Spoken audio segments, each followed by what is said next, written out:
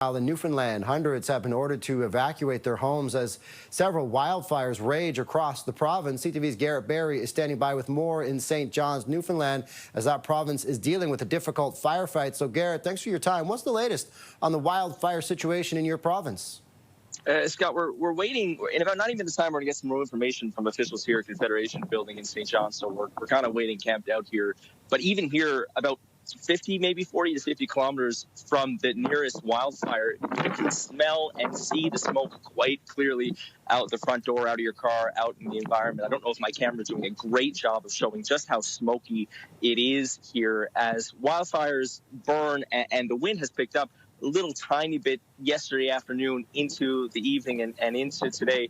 That's probably not great news for firefighters, nor is the absolute lack of rain in the forecast whatsoever. You can haul up whatever forecast you like.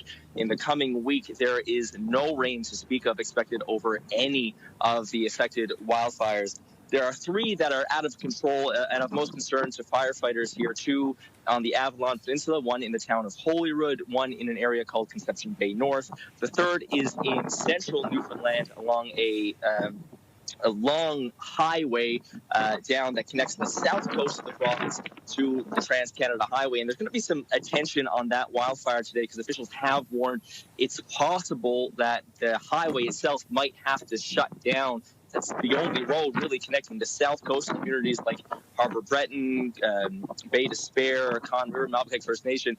And the only road connecting those communities to the rest of the province, I can tell you that that's a very well-traveled road. It's where people go and drive, 2 or 3 hours up to meet the Trans-Canada Highway for essentials for medical reasons, for appointments, for groceries, for sports practices for their kids. So that's something that we're going to be looking at quite closely today. We've just heard, in fact, just a few minutes ago from the local MHA, the political representative for the province in that area. Things are looking good so far, he said on Facebook to his constituents. But with the wind today and how hot and dry it has been, things can change in a moment's notice. The smoke that's billowing out mainly from one fire in Conception Bay North, it's making it hard to get a sense of the damage that's underneath there. We were talking to some residents, me and my colleagues have been talking to some residents in that area over the past couple of days. Some of them have been told that their structures, their houses are lost. They've been told informally by police officers or volunteer firefighters, but officially it's really hard to get your hands around exactly how much is burned underneath all of that smoke. The aerial survey, even the aerial survey and getting how big the fire is, that's been quite difficult.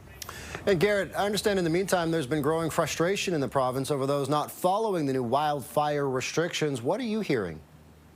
Yeah, quite significantly, even last night on the west coast of the province, there was a volunteer fire department put out that they were called to a fire that was set intentionally, a bonfire, it appears, that they had to put out.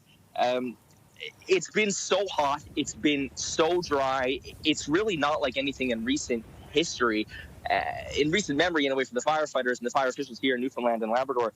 And yesterday, we saw some of that frustration spill over from the Premier, from the Minister of Forestry, from the Minister of Justice, who was reacting to reports in the metro region in St. John's and in a town called Conception Bay South nearby that people were still out having bonfires, still out in their backyard having bonfires, or out on the beach having bonfires.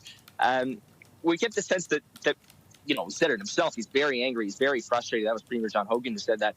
It's a delicate situation for sure. Resources are stretched thin. We're hearing from volunteer firefighters who are going days, really 2 or 3 days at a time, without seeing their family, without seeing their children, without really hearing from their partners.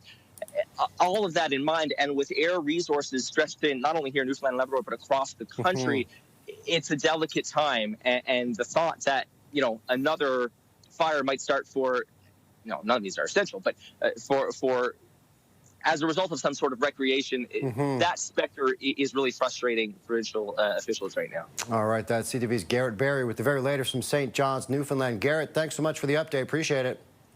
You're very welcome.